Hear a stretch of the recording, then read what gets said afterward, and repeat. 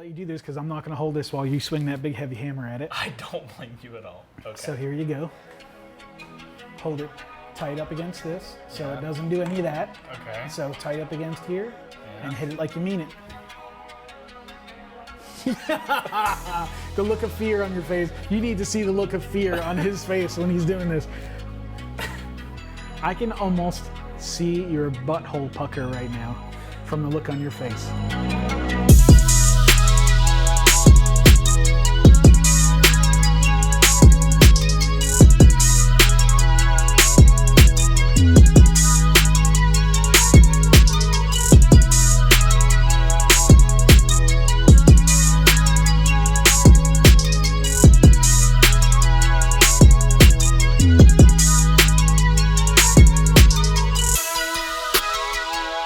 What's going on, guys? Welcome to episode 6 of season 3 of Wrecked Bike Rebuild, the YouTube motorcycle build series funded by Patreon, where we build bikes and then we give them away. If you want to be given the finished motorcycle, whenever it's done, you can click that top link in the description. I am Chaseontwowheels, that is Brian the Brain, and behind the camera is Luke, the parts, what's the word? Wizard, parts wizard. So, Personally, I like specialist.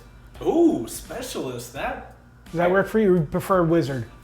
Are you a fireball throwing type of person? I have the certificate. For wizard? And he has a beard for wizardry. So in the last episode, we left you guys where we went to Northern Tool, we went to Home Depot, and we got lots of, as Brian affectionately called it, Big boys toys. Right, absolutely. But I realized that we didn't talk about anything about what the toys were. So I figured in today's episode we can go through some of the toys because honestly I was just like, Brian, what do we need?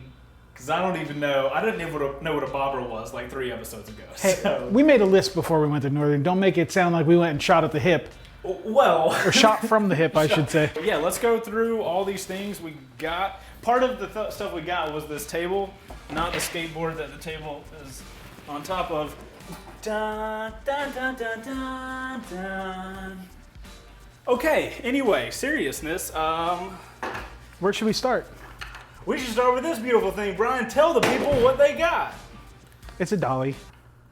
Okay. Which doesn't seem so important now, but when you have a 250-pound engine that you have out and you don't want to carry it around, you kind of just lay it on the dolly and roll it around. It just makes for ease of use. So this is for motor transportation. There used to be a... Just pretend it. now it's junk. Wait, for real? No. Damn it, Brian. You can't tell me things like that. I'll take you seriously. But that's what makes them fun. This is a vernier caliper. Really what you're doing with this is not so much micro measurement as it is really just a fine measurement. So it will measure the outside diameter as well as the inside diameter to within, I don't know, 1/10 of a millimeter. You know, when you're working with suspension and you're trying to purchase parts that are not just factory, Yeah. and you need to know the size of things. Yeah. You need to know very specifically what the size is because you can buy bearings in 1/2 millimeter difference in diameter. Yeah. So, yeah. you know what I mean? So when you're doing stuff like that, or, you know, you're trying to center, let's say you're trying to center the handlebars, or you're trying to make the fork legs super important even, measuring stuff where you need stuff to be measured and in the realm of, if not perfect, very, very close to perfect. Yeah. You need fine measuring tools. So this is like step 1. So this is our vernier caliper. We'll probably use this more often than you think we will. I know that I use mine at work pretty much daily. Moving along, we did a dead blow hammer kit. You know, because Chase only has claw hammers here, like we're building walls and putting up sheetrock and stuff. So we did a hard plastic dead blow hammer and then 2 different size ball peen. They're just a little bit easier to use in this scenario. You don't need a big hook hanging off the back of your hammer, which might actually touch and damage other things while you're using it. Dead blow hammer. What makes a dead blow hammer is there's actual media inside of the hammer, and it's usually either sand or a really small ball bearing, so it has a little bit of room to move around. So when you hit stuff, it's not a solid blow, so the hammer just stops. Boom. So this is a really, really cool drain pan that we got at Northern. It's kind of low profile, so it will fit underneath your motorcycle. I don't think any drain pan is ever gonna fit underneath this bike by the time we're done lowering it. But that being said, this is a nice, really low drain pan. There's a spot for your oil filter, so it will drain out too. So when you're moving it around to dispose of it, it's not leaking oil everywhere. And then it's got this cool, nifty little spout when you're ready to drain your drain pan out into something bigger, so you don't have to, like try and transport this to go and dispose of your oil. It's got a nice little spout, so you can pour it off and not make a huge mess of it. Ooh, boxes, and it's like Christmas here. Brian's unboxing channel, just Northern Tool Supply Haul. Just kidding. We also did some oversized sockets. Some of this stuff was not in Chase's toolbox, and these are regular sized large sockets. So these are the majority of your Japanese bikes are going to be using these size sockets. To 36, 34, 32, and the 30 millimeter deep. These happen to be impact sockets, so this is really the material of sockets you want to use when you're using your impact gun, which we don't have. But that being said, we're looking to the future, and impact is the route that we decided to go with here. So this was a fantastic purchase to be able to get 4 oversized sockets that we were really looking for, and then a spare. We'll probably never use that one, but we may use it to install some bearings or moving right along. This was... oh yeah, this is the thing you surprised me with. This is a handheld manual impact driver. I went a little bit above and beyond what we would normally do for tools here at Wreck Bike Rebuild, because this is one of those things that if you use it often enough, it's definitely worth the money to spend a little bit extra and get a really good one.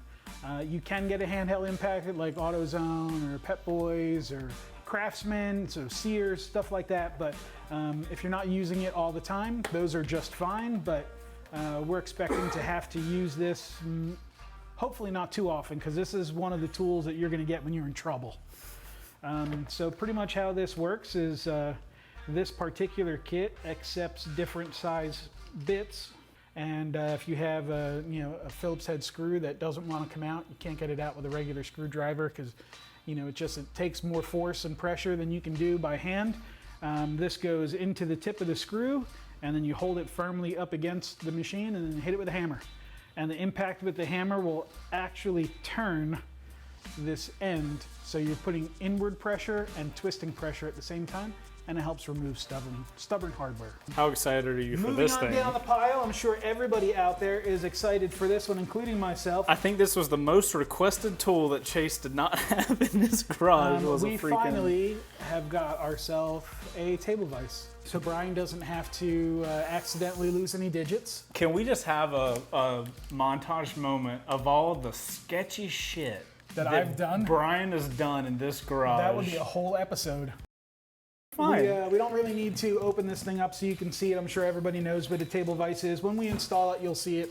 So this was a purchase that we made that was almost on a whim when we were out there. We weren't really considering doing a benchtop grinder yet, but while we were out and while we were getting stuff, we figured it would be something that would be beneficial to the shop, especially with this particular build. Yeah.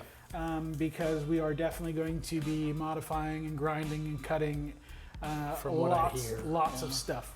So we got ourselves a benchtop grinder. You got to have flexi funnel. So this is one of those things where we're kind of just rolling around Northern. I was grabbing stuff off the shelves. So that's a good one. And then we got another funnel, just because it's good to have options. And then we got some Scotch-Brite. For those of you that don't know what Scotch-Brite is, it's kind of just like a sanding pad. It is very fine. We kind of need something to drain from our drain pan that we just purchased into something bigger as a holding container. So we went and got a new bucket. Now I'm sure everybody has been looking at this as we're filming and knows that this is a welding helmet. And that's because right underneath it we have a welder. So the style of welder that we went with is just a wire feed flux core welder. There is no gas. We're not going to be doing any real fine finish welding. Any of the welding that we need to do is either going to be painted, powder coated, or wrapped over when we're completed. So having some sort of welder is going to be necessary for this project that we're doing right now. And you heard that right, ladies and gentlemen. We, as in not only me, right? Well, so we went with a very basic wire feed welder. It plugs right into your wall. You don't need a special outlet. This will get it done for us. And this will probably be all that we're really ever going to need as far as a welder here. If we need anything more than this, we're screwed. We've gone Blow it up. We've gone above and beyond where I thought this whole series would go to. Yeah. If we need to step up to a bigger, badder welder. So That's a welding mask. this is our auto darkening welding mask.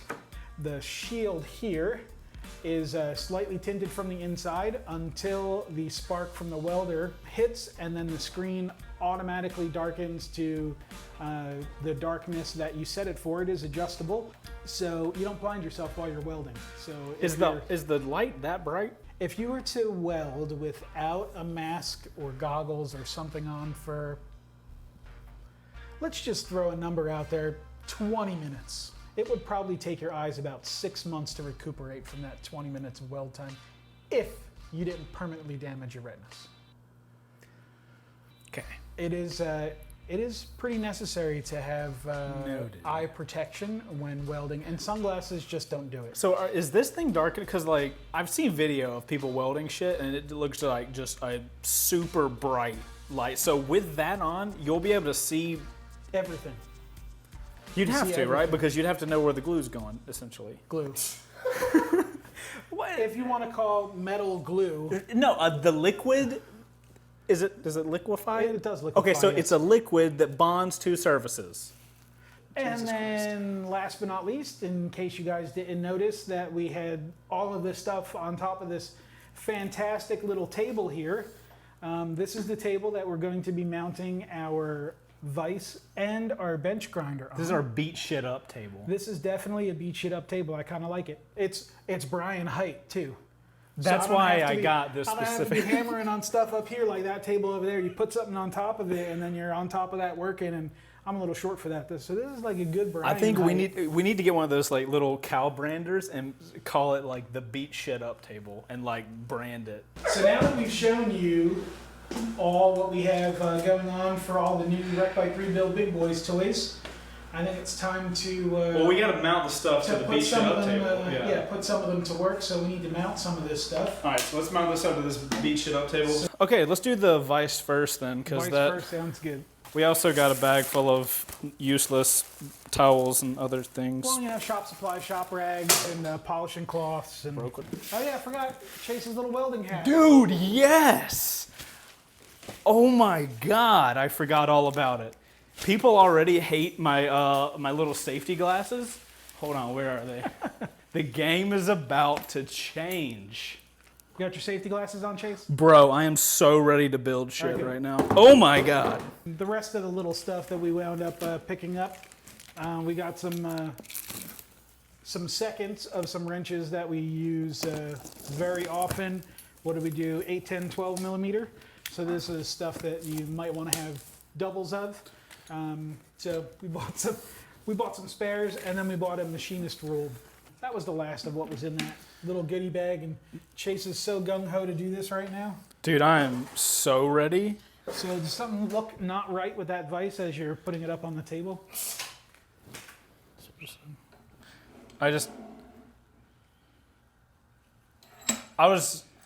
So you can put stuff in your vise and then tilt it on an angle. So Got if you it. need it to be clamped down but working up here, you can kind of move stuff around. And then also if you flip this part over, it actually has a vise end for like round stuff, pipes and stuff like that. Yeah, well, So- I was, my head, I was so far ahead, I was Sure. already thinking that we were going to put a Right. pipe in there and smoke it.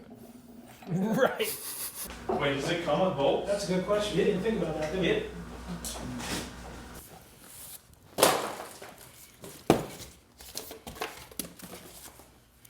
Well, that kind of sucks. Yep. Yay, we go shopping. God, I hate shopping. This is bullshit. All right, wait. Okay. I want to mount something to a table. Where's the grinder? Well, there's probably a pretty good chance that there's no mounting hardware for that either. If there's no mounting hardware for this either, I'm gonna be like, WTF sauce.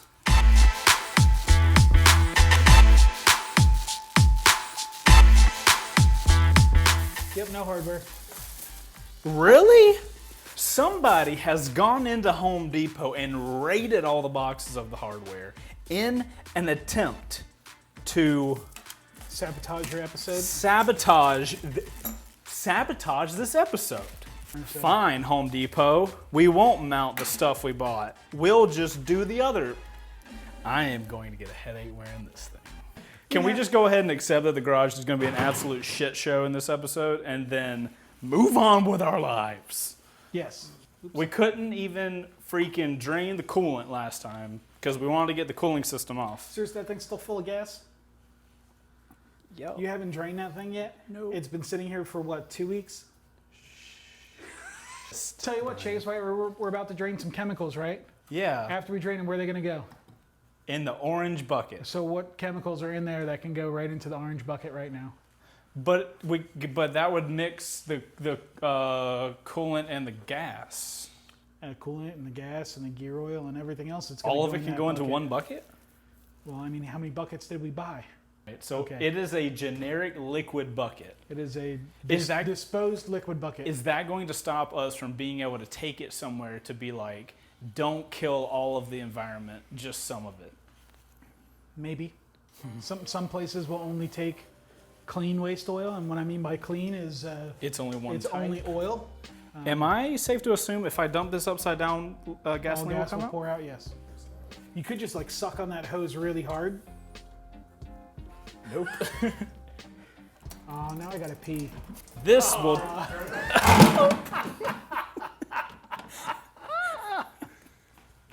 I'm gonna grab some. He totally tried to get that, and he just wouldn't let it happen. Do you just spill gas everywhere? No, I did not. I'm getting gloves so that I don't get gas on my baby hands.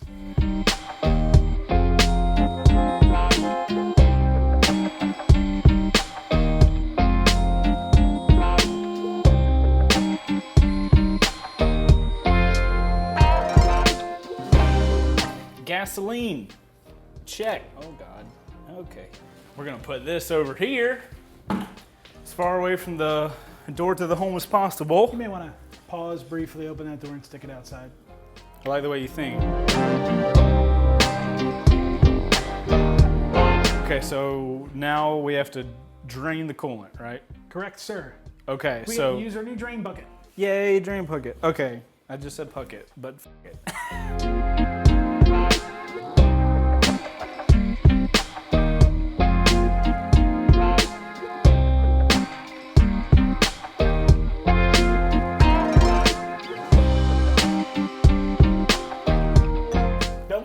Just let it drain. Don't take that off. Why? It'll make a huge mess. Why? How? It'd be like taking a pitcher and going all at once. Okay. So just let it drain. It'll drain. Everything will come out. At least get it to the point where it's just barely dribbling out of the bottom, and then you can take the cap off to get the rest of it out. No. What happens if this splashes and hits my eye? Why do I not have eye protection? Why were y'all letting me do this job with no eye protection? And put on the visor. All right, so can we? Now we can take the cap off.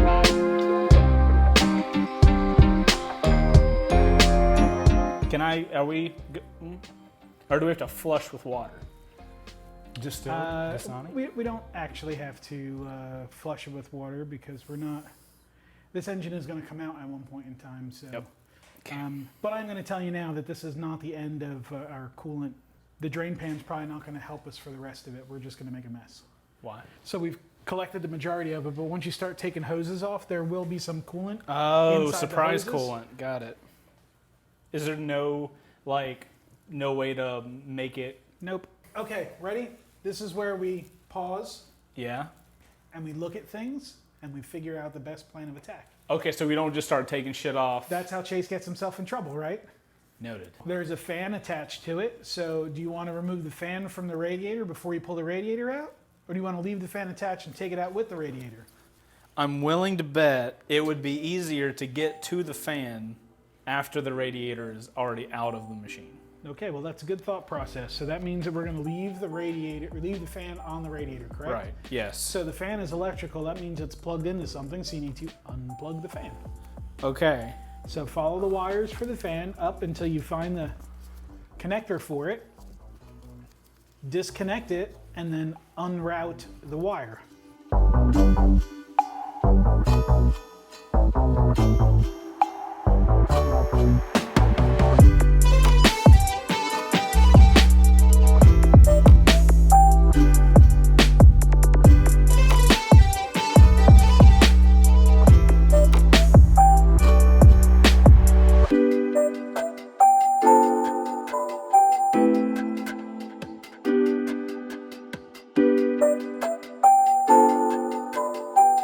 Electricity of fan. Check.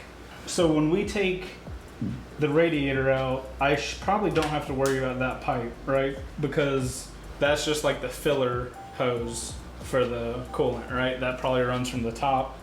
Follow the hose. Don't guess. You're right here. You got flashlight and eyeballs and all the time you need.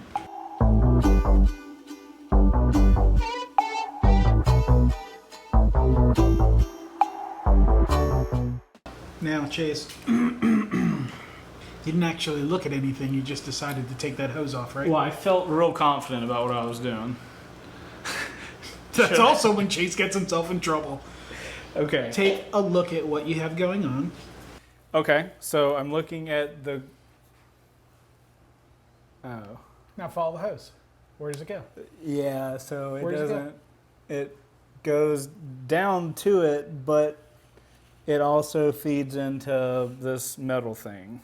Wait, does that cycle all the coolant? How the hell does the coolant... Oh, it goes down. I love listening to your thought process. Are you being sarcastic, or... No, it actually makes me chuckle. That metal piece you're looking at is the thermostat. It's the thermostat housing. So the thermostat for coolant doesn't quite work that way. Okay. It is a one set temperature. Once it reaches that temperature, it opens. Oh, so it's like the cooling dam that just...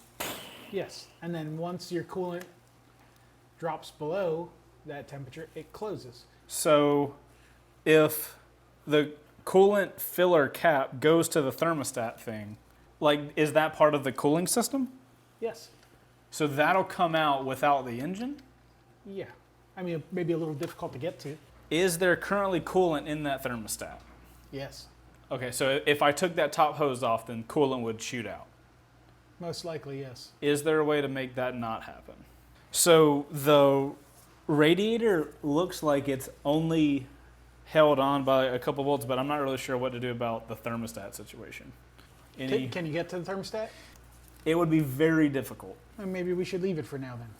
Okay, and just accept that the flowage is just going to flow. You're going to make a mess no matter what you do. There is no way to do that without making some sort of mess.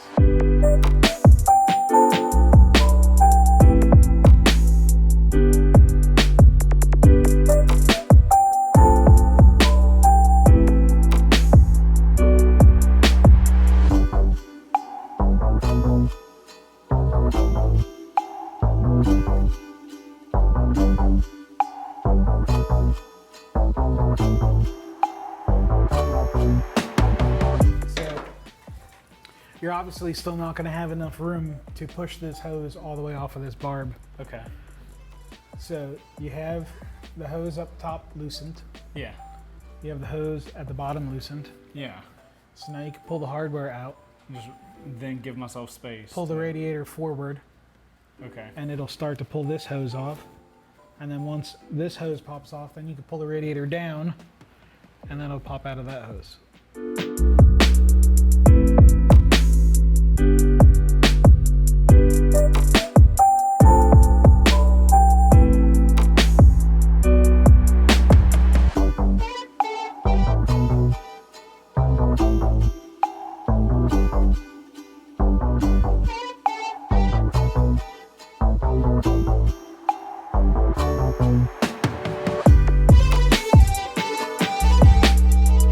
Radiator off. Man, this thing would look so much better without a radiator on it. Can we run no radiator? No. Damn it. Do we wait for the engine to come out before we grab that thermostat, or do we try to get it out now? I would leave the thermostat where it is.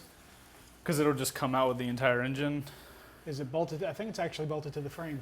So that's it for the coolant removal. Right. Engine's empty, radiator's out.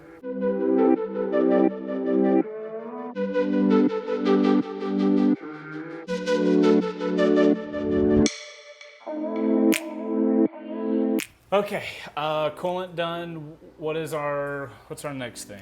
So really all we have left to remove until we start getting some parts in and we can start reassembling and mocking some stuff up is we need to get the pulley off. The pulley is the front thing or the rear thing? Well, they're both pulleys, but the rear pulley comes off the rear wheel. We've already removed that and put it back on. So we need to get the front pulley off. And then, and the only reason we're removing this front pulley is because I really think that this bracket that holds the belt, the pulley cover, Yeah. I think that all needs to go away.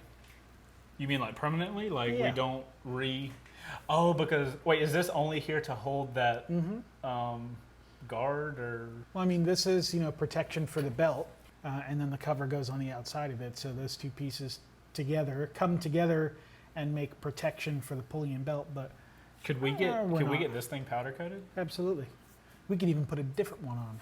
Not being a guy that knows a lot about belt drives, I do know sprocket bikes, and this is like that bolt on the bike that is a shit show. Typically. It's on there good. Is it the same thing with a belt? Absolutely. If not, it's on there tighter. Because when you have a chain, there's slack. Yep. When you have a belt, there's really not much slack in the system. And Brian, I've made this mistake in my past lives. We don't have a rear brake. Very correct. So if you notice that this nut has been staked. Is that the punching in on the... Exactly. Okay. So you put a punch on the outside of the nut and you bend it in so it can't back itself off. Mm-hmm. So what we need to do first is we need to unstake it.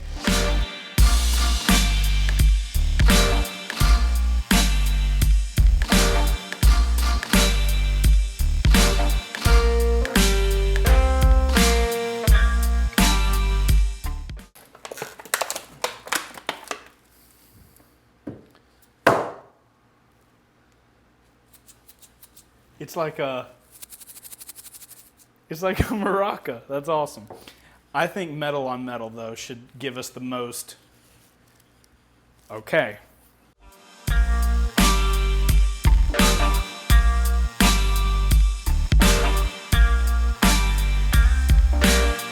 That looks unstaked. Okay. Now here comes the good part.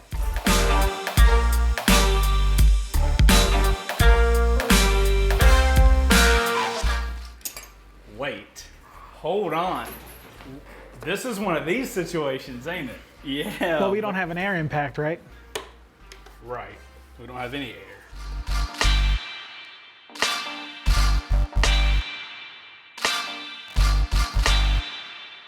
You are going to require a BFH. Big effing hammer.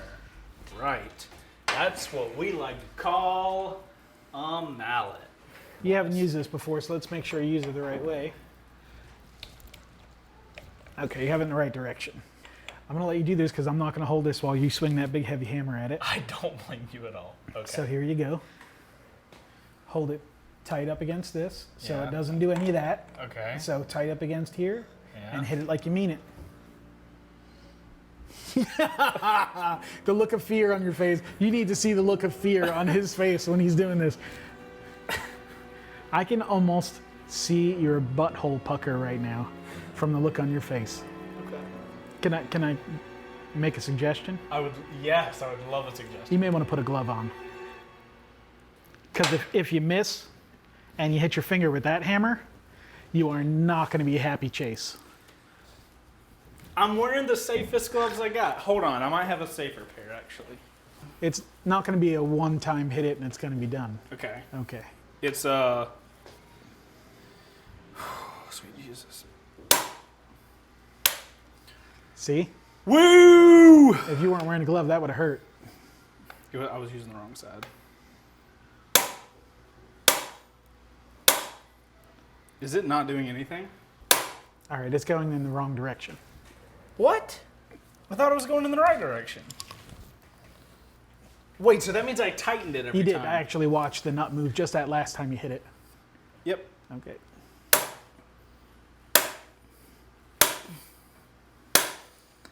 Is it moving at all? Nope. Damn it. You'd be able to tell by where it was staked and where the stake is whether the nut has moved or not. Okay. Like, oop. That was a good hit.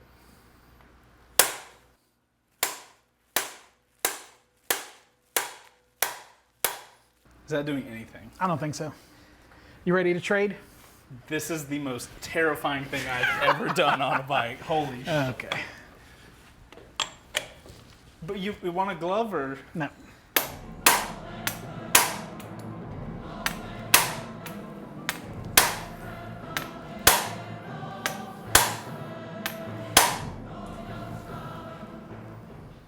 I don't think I moved it either.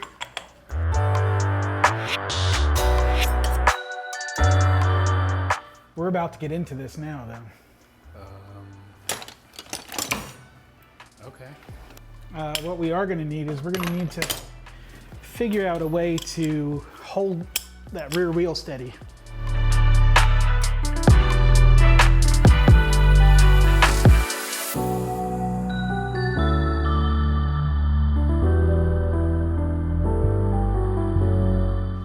Oh, that's suspension. Is it compressing? Yes. Holy shit. So we need to. Oh, you want to see it? Dude, watch the swing arm. Jeez. So we need a more solid point of attachment.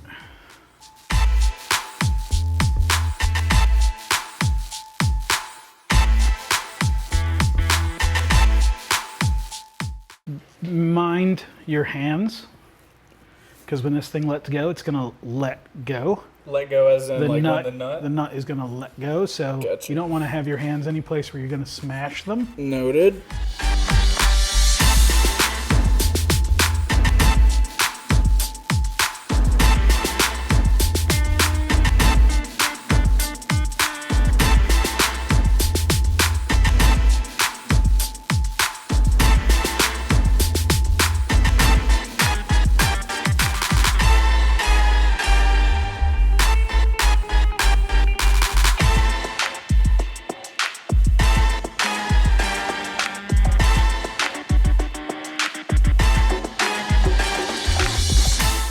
I still don't think it's moved yet.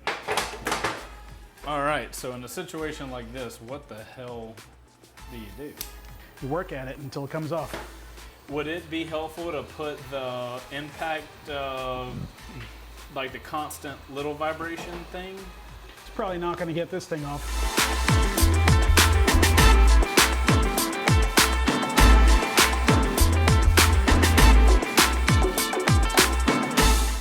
Nada. I knew this was going to be trouble, but a little bit more trouble than I expected. You can give it a shot. I mean, at this point, we might as well, right? What's it gonna hurt? This is our baby big boy toy. Mm-hmm. Oh, Jesus Christ. Other direction would be nice. 3, 2. Look at that shit. Holy shit! Wow, that thing is pretty badass for a little tiny gun. It did it! I am super surprised that that thing actually took it off. It did the same thing with the Cowie too, though. Oh, it did, but it took a lot longer on the Kawasaki. Yeah. Success! Don't touch that nut, it's really hot. We made it as a team together. Good job, Chase.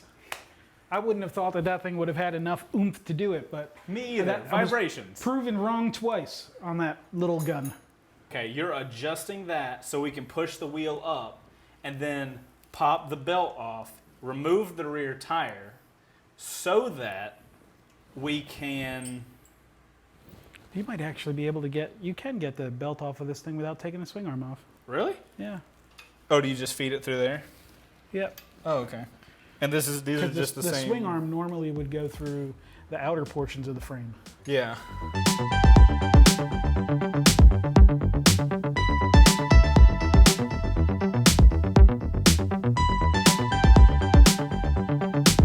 All right, now you pulled the belt off. Yeah. You didn't look at anything, you just pulled the belt off. Yeah. What direction does it go in? It goes in like this. Okay, so the rule of thumb is you should be able to read the belt from the side that you're putting it on. Oh. All right, belt's going on the top rack, the super important top rack. No, you looked at the camera. That. Ooh, that is hot. That is hot. Why is. Because I just had a torch on the thing. You had a torch on the nut. Everything is hot. Saving this, probably? So the reason why we took this whole thing off was so we could take this plate off and see how it looks without that thing on there and see if we could actually get away with not running it. Man, that was an exhaustive process.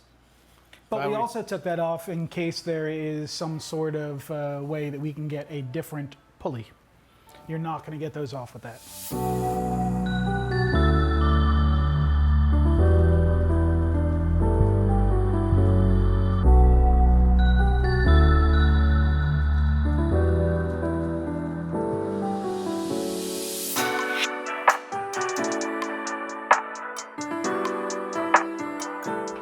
Okay, so now I should be able to pull this entire...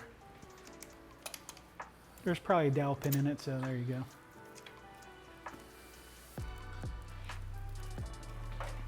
Okay. So what do you think, on or off?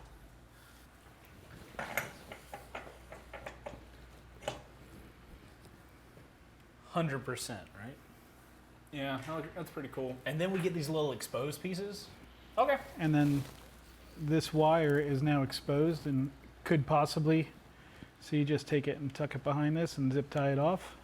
So we, like, zip tying it would be totally fine to do then? Yep, just to keep it out of the way of the pulley to make sure it didn't rub on anything. This guy, I see. So when we start taking stuff like this off, that gives us some place to add like cool stuff. We could make like a little teeny tiny Chaseontwowheels logo head out of metal and then like mount it here. And just like attach it and then attach it to one of these. Because nothing's going to go there and it'll be like a solid mount for it. Like where your head's You know what I mean? right? Stuff like that. Yeah. Do cool stuff like that. Now we can remove the rear wheel, the rear shock, and the swing arm. Would it be easier to leave the wheel on to remove the swing arm? Or It's a little cumbersome. Okay, so we don't want to make it a wheelbarrow. That would not be ideal. It will come off that way. It will be an assembly, but we've already had the wheel off. Yeah, so it's easy and everything. So it's easy enough just to remove it again. Gotcha.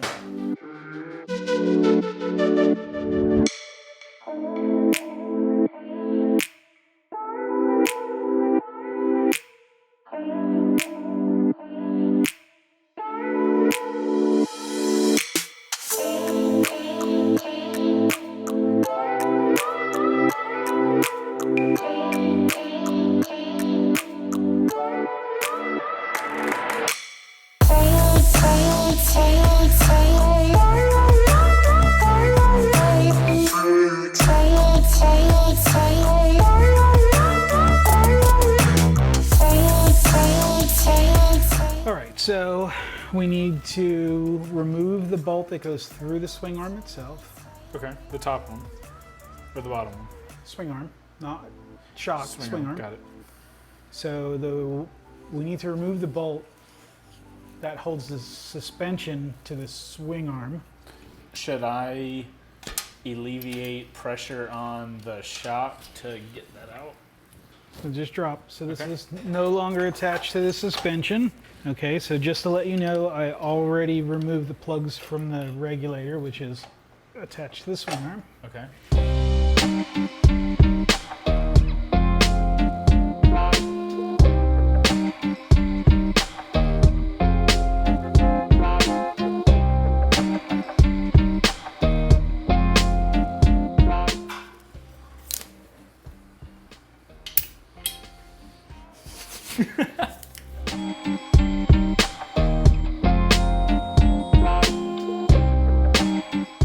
And there you go. All right.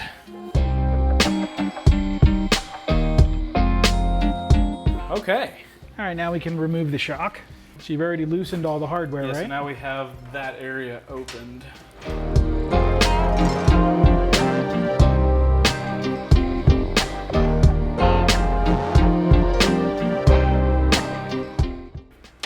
Okay, you can stop right there because we're going to take all this off. So now we have all that stuff loose, which is good. Mm-hmm. Now we just need to take the bolt off that's actually attached to the frame on the top and bottom. So this fat boy. Yeah.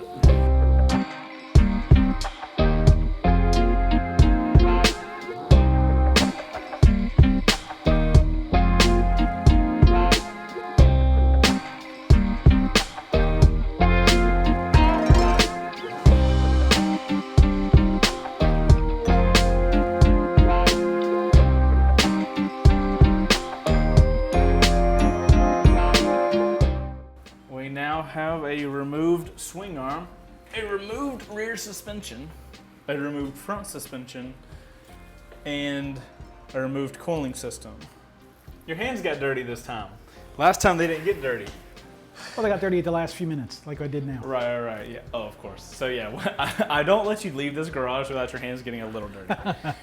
Okay, so we are now more prepped for Mock-up. mock-up. Okay.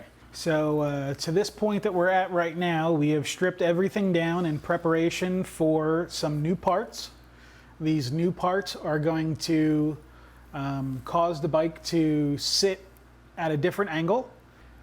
Should we tell them that we're getting different wheels? They know we're going to get different wheels. But do they know that the front wheel we're getting is going to be gigantic? They don't know anything about the wheels. So we're getting. We're changing the wheel sizes, so that is also going to change how the bike sits comparatively to the ground. Once we get the bike to sit where it's going to sit in its final stages, then we can do a little bit more of the design work. Besides color scheme, there are going to be some parts on this bike that we're going to cut off.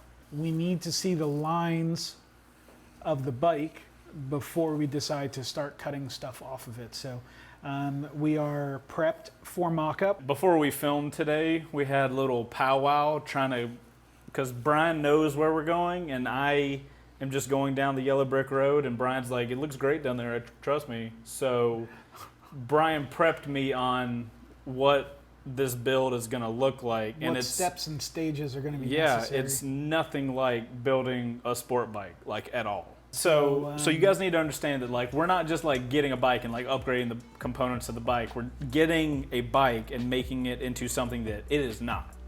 This is not going to be correct. The same machine. It will be at all. For the most part unrecognizable as what it was before we started. So we're good for today then. That's we made some good headway. Yeah. At this point, we're waiting on some parts. Yeah. Once that stuff comes in, then we will be able to move forward. Yeah. But until that time happens, this is where we're at, and I think we're in a good place. Cool. So guys, that's going to be the end of this episode. If you enjoyed the episode, make sure to hit the like button. And if you haven't watched the rest of this season, make sure to click over to the playlist. You can watch all the episodes.